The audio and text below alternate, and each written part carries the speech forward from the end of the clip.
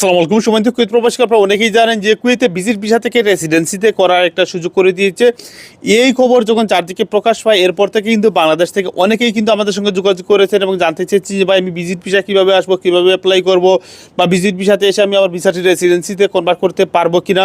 আবার অনেকেই আমাদেরকে বলেছেন যে ভাই, অনেক এজেন্সি রয়েছে বা অনেক নামি বেনামি ফেসবুক পেজ গ্রুপ রয়েছে, তারা আমাদেরকে অফার করছে যে ভিজিটে কুয়েতে নিয়ে এসে আমাদের ভিসাটি তারা কনভার্ট করে দিবে, বিভিন্ন কাজে লাগিয়ে দিবে, বিভিন্ন ড্রাইভিং পেশা, বিভিন্ন বাসা বাড়িতে কাজ করার সুযোগ করে দিবে। এটি কতটুকু সত্য?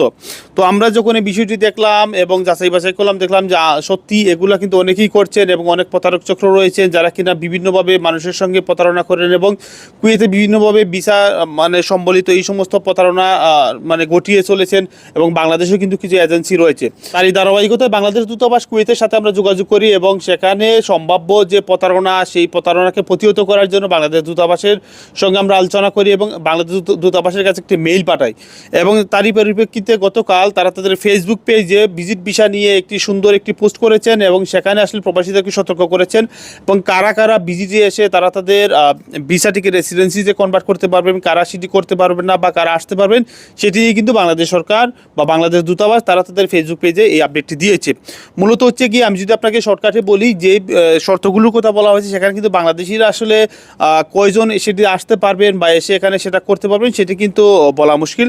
তবে হচ্ছে গিয়ে এখানে আমি যদি আপনাকে বলি, তথ্য অনুযায়ী যাদের 250 কুয়েতি দিনার স্যালারি রয়েছে, তারা চাইলে শুধুমাত্র তারা তাদের ফ্যামিলি মেম্বারকে 3 মাসের জন্য কুয়েতে নিয়ে আসতে পারবেন। আগে যেটি ছিল যে কেউ 75 দিনের স্যালারি থাকলে কিন্তু কুয়েতে নিয়ে আসতে পারতেন ফ্যামিলি মেম্বার, কিন্তু বর্তমানে সেটি প্রায় ভিন্ন। সেটি হচ্ছে গিয়ে যাদের 250 কুয়েতি দিনের স্যালারি রয়েছে, তারা শুধুমাত্র তাদের ফ্যামিলি মেম্বারকে কুয়েতে 3 মাসের জন্য ভিজিটে নিয়ে আসতে পারবেন, কিন্তু কোনো ধরনের রেসিডেন্সিতে কনভার্ট করা যাবে না। এবং যাদের স্যালারি হচ্ছে গিয়ে 800 কুয়েতি দিনার রয়েছে, তারা চাইলে তারা তাদের ফ্যামিলি মেম্বার, অর্থাৎ 18 বছরের নিচে ছেলে, 21 বছরের নিচে অবিবাহিত মেয়ে, তাকে কিন্তু কুয়েতে নিয়ে আসতে পারবে। এবং যার 800 দিনের কুয়েতি স্যালারি, তার ওয়াইফকেও কিন্তু সে কুয়েতে নিয়ে এসে তাদের সঙ্গে রাখতে পারবে 22 নম্বর আর্টিকেল 22 নম্বর যে ভিসা রয়েছে সেটিতে কনভার্ট করে, এবং তিনি চাইলে তারা তাদেরকে রেসিডেন্সিতেও কনভার্ট করে নিতে পারবে। এর বাইরে যে শর্তগুলো বলা হয়েছে, যারা হচ্ছে কি কুয়েতে সরকারি ভিসায় ভিজিটে আসছেন তাদেরকে, বা ডিগ্রিধারী যারা রয়েছেন তাদেরকে, কিন্তু এটি কিন্তু আমি বলি যে বাংলাদেশিদের জন্য কখনোই প্রযোজ্য না। তো অন্যান্য যে ক্যাটাগরি রয়েছে সেগুলি আমি আলোচনা করলাম না, শুধুমাত্র আপনাদেরকে এটি বলে দিলাম যে আপনাদেরকে যদি কেউ বলে যে কুয়েতে নিয়ে আসতে পারবে, রেসিডেন্সিতে কনভার্ট করে দিতে পারবে, বা আপনার কেউ নেই এখানে, তারপরে অনেকেই বলবে, এজেন্সি বলবে যে আপনাকে রেসিডেন্সি কনভার্ট করার সুযোগ করে দিবে বা ভিজিটে নিয়ে আসবে, আমি বলবো ভাই, আপনাকে ভিজিটে নিয়ে আসা দূরের কথা, আপনাকে রেসিডেন্সিতে কনভার্ট করেও দিতে পারবে না। তো ভালো থাকবেন সবাই, ভিডিওটি বেশি বেশি করে শেয়ার করে দিন।